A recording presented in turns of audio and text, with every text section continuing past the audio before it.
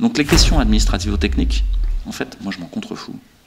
C'est l'administration qui doit s'adapter au réel. C'est pas le réel qui doit s'adapter à l'administration. Sinon, on est dans une technocratie. Ça veut dire le pouvoir appartient à des technocrates qui ont rapté la capacité d'agir et qui mettent les gens en situation d'impuissance systématique. Moi, maintenant, je refuse cette situation d'impuissance systématique. Au contraire, je pense que c'est à nous de transformer le réel et c'est ce qu'on fait. Donc, est-ce qu'il y aura des emmerdements judiciaires ? Vous savez quoi, c'est plutôt l'inverse. C'est-à-dire qu'on a plutôt des ARS qui sont venus nous voir et qui ont dit on aimerait bien faire ce que vous faites, c'est chouette, ça marche bien, ça a l'air vraiment super. Mais on se fait taper sur les doigts par le ministère.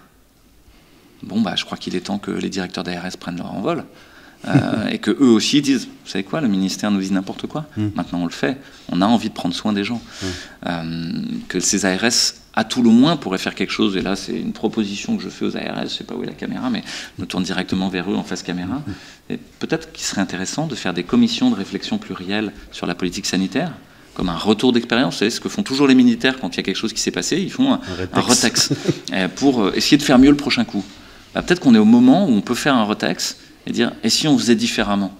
La politique consistant à ne faire que vacciner, à l'évidence, c'est un échec. Peut-être qu'il faut soigner les gens. Comment on fait pour mettre en place une organisation des soins ? Et nous, l'organisation qu'on propose, elle n'est sûrement pas parfaite, mais elle permet de décharger l'hôpital d'autant. Et vous prenez l'ensemble des patients, on est à peu près à 5000 patients jour soignés par Covid-Soins, pas négligeable, et il y a sans aucun moyen. Imaginez que l'ARS mette un tout petit coup de pouce, on passerait à peut-être 150 000 médecins qui soignent comme ça, vous n'avez plus de problème de surcharge hospitalière.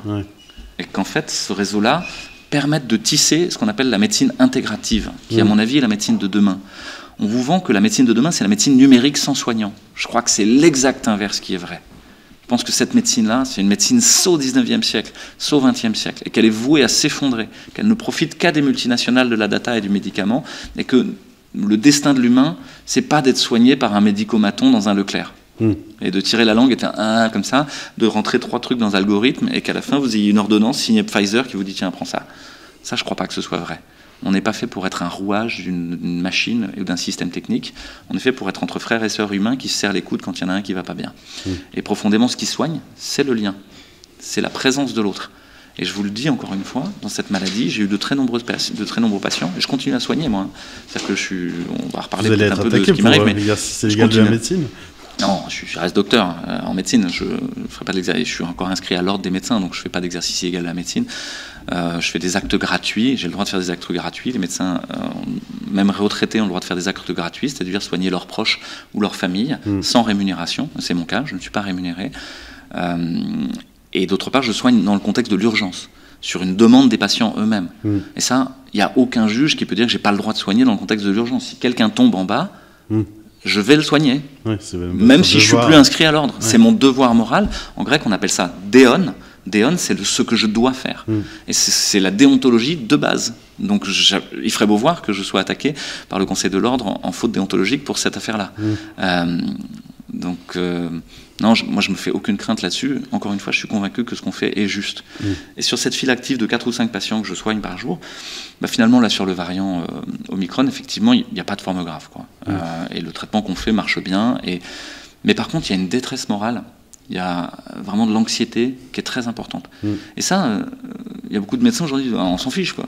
Rien, les gens géreront. Mais non, ça fait partie du soin que d'écouter l'anxiété, d'avoir une écoute empathique, de l'accueillir et de permettre aux gens de enfin il y a quelqu'un qui me soutient. Le simple fait de l'exprimer fait exactement, les gens vont déjà mieux et disent ça va, en fait ça va passer, je vais pas mourir. Je donne un exemple d'un jardin partagé qui est pas très loin de chez moi, je donnerai pas de nom pour éviter des embêtements, mais ils étaient tellement convaincus que c'était juste ce qu'ils faisaient, qu'ils n'ont rien demandé à personne. Ils ont planté des arbres et ils ont invité les gens à venir. Pourtant ce terrain était en vente. Il y avait toute une partie de la copropriété qui voulait le vendre pour gagner de l'argent. Ils l'ont fait quand même. Maintenant, le terrain est inconstructible. Ils ont gagné. Mais au départ, ce qu'ils faisaient était illégal. Et certains ont vu ça comme une violence. C'était juste une transformation de la violence. On est à frottement dur, en fait, les uns avec les autres. Est-ce qu'on arrive à un moment à prendre ce truc-là et à dire « je l'emmène ailleurs » ?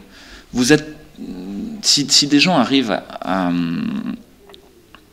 la limite de ce qu'ils peuvent vivre. Je ne pourrais plus survivre là comme je fais, parce que mon resto peut plus vivre comme ça. Et je suis pas d'accord en même temps. Est-ce que je vais me coucher par terre et me laisser mourir, ou est-ce que je vais ouvrir quand même mon restaurant et faire venir des gens sans passe? Mais là, il faut le faire intelligemment. Mon grand-père me disait, tu peux faire des conneries, mais il faut les faire bien. Vous cherchez la faille de l'adversaire et vous le laissez, et c'est à cet endroit que là, il y a de l'énergie. Ça rejoint Spinoza en philosophie, c'est où est-ce qu'il y a de la joie, où est-ce qu'il y a une émotion positive. Si c'est dur ce que vous faites, que vous ramez, que c'est compliqué, n'y allez pas, ça sert à rien. Si par contre, vous avez plein d'énergie, vous êtes, allez, on y va. Et ça peut être pour un fait le même. Pour vous, vous allez avoir plein d'énergie pour faire un procès, allez-y. Pour moi, ça me plombe, quoi.